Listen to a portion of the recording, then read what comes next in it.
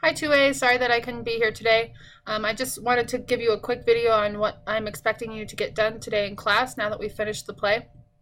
For part of the class, you're going to watch the Leonardo DiCaprio version, the more modern version of Romeo and Juliet. It's great. I'm sure you'll really enjoy it. So the other part that I wanted you to get done today, my other classes are doing this too, it is going in as a grade, is to fill out a little bracket for Romeo and Juliet. Okay, so this won't take you long, and you can work together. It's kind of fun. You're filling out a bracket as if you were playing like an NCAA kind of basketball or whatever bracket where you decide who wins in the end.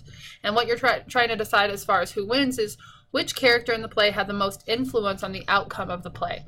Was it Friar Lawrence? Was it Romeo and Juliet themselves? Was it Mercutio's death, or Tybalt, who was so angry, or Lord Capulet, who was kind of pulling the strings behind the scenes? So you have to tell me the one character you think had the most influence on the outcome of the play. Okay, so how you go about doing this, as you'll see here, I have all the characters lined up here on the side about, and it, you have to choose which character advances, okay?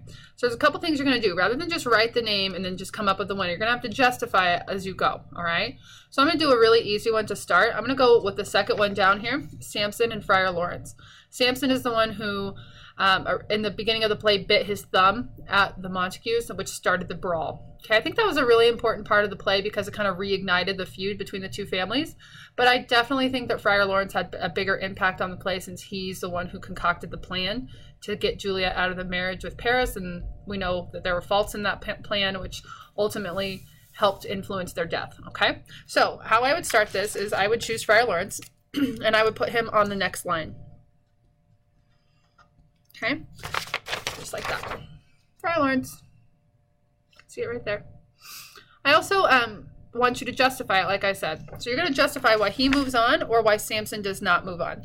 I'm going to say that Samson does not move on. For whatever reason, I find this to be easier in some cases, justifying why another character does not move on or why one character does move on. So I'm going to do Samson does not advance because his action only minorly influenced the play or influenced the action. Okay, so there I have it. Okay, so I put Samson does not advance. Okay, Friar Lawrence doesn't also. I also want you to come up with mascots for these, just like you would with any sports team. So some of them are really easy. So for example, Friar Lawrence, you know, he's a holy man. So maybe for him, I would draw a cross. Okay. So next to his name, every time he advances, I want you to advance his little mascot too. Okay, that's some visualization. So he gets a little cross right here. Okay. Benvolio, if you want him to advance, he's a peacekeeper. So maybe I would draw a little peace sign for him. Okay. We know that Romeo is a lover. So perhaps I could draw a little arrow for him, like Cupid. It talks a lot about Cupid's bow for him. A little heart through it. So maybe his mascot is going to be, oh, it's hard to see. It looks better on my paper. A little arrow with a pointing through a heart because he's a lover and he seems to be, you know, pierced with Cupid's arrow because he's always in love. You can come up with anything. Some of them are a little bit more hard. Like Samson. What would we draw for Samson? He bit his thumb. Could you draw a thumb? Absolutely. I don't know if I know how to draw just a thumb, so perhaps I draw like a little hand for Samson.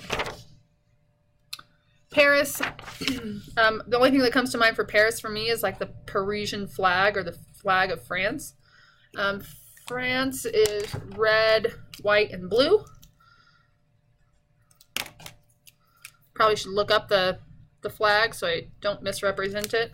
I happen to have a blue marker right here, so I just made a little kind of fake French flag. But you're going to do the same thing. Now, between Benvolio and Paris, which one of those two advances?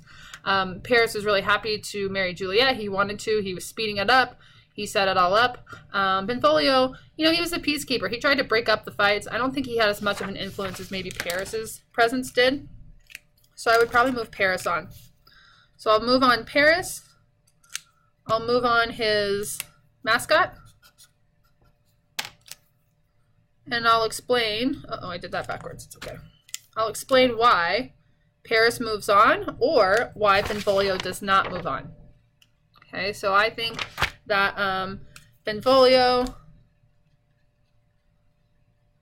tried to help by stopping the feud or stopping the fighting, and no one listened to him, so he obviously didn't have that much of an impact on the play. Okay, so you're just going to kind of squeeze in those justifications as you go.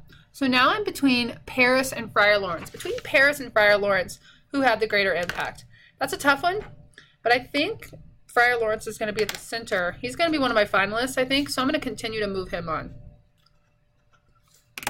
His plan to hide Juliet from her parents and get Romeo really influenced a lot of how the play ended. So right here, I'm between Paris and Friar Lawrence. Friar Lawrence moves on. Okay, I'll use this space right here in this box to justify why Paris does not move on or why Friar Lawrence does move on. And as you get through the bracket, you're going to end up with a winner. Okay, but each time I want you to justify it and I want you to move their little icon or their little mascot along with them. Okay, so some visualization, and by the time you're done, I have a different version from last year. Okay, with the same thing. This one has more color in it. You're welcome to do that. You'll have a sheet full of explanations and ultimately a winner. Make sure you justify why the winner is the ultimate winner. And you may know that from the very beginning. And as you're going through the bracket and doing that justification, whittle it down by talking about why other characters don't move on or different reasons why that character would move on, so you're not copying the same words every single time as you move a character through the bracket. Okay, excited to see what you come up with and what as a class we decide is maybe the most influential character in the play.